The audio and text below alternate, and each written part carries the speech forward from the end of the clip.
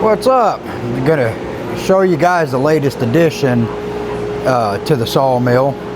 What I got going on here real quick today. We're doing some decals.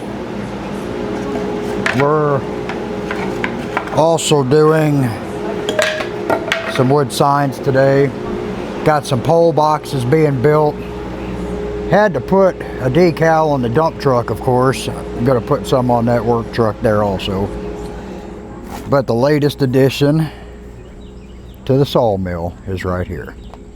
New Holland LS 180. Just got done putting some decals on it. Of course, I'm chasing sawdust. Some new turbo logos, because that'll help it go faster. The tree service thing was already on there.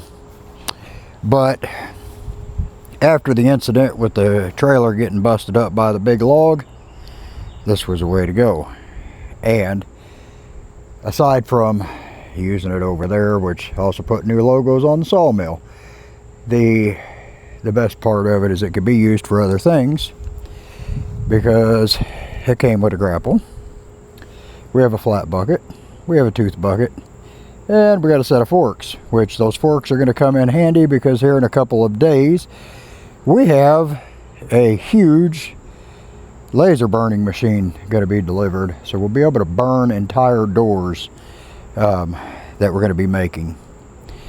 So anyway, that's the latest addition to the Sawmill, and it's also the latest addition to the yard too, because, well, we've been getting a lot of rain, and the latest addition to the Sawmill is going to have to make us plant some grass, because, you know, it's 7,500 pounds without that on it.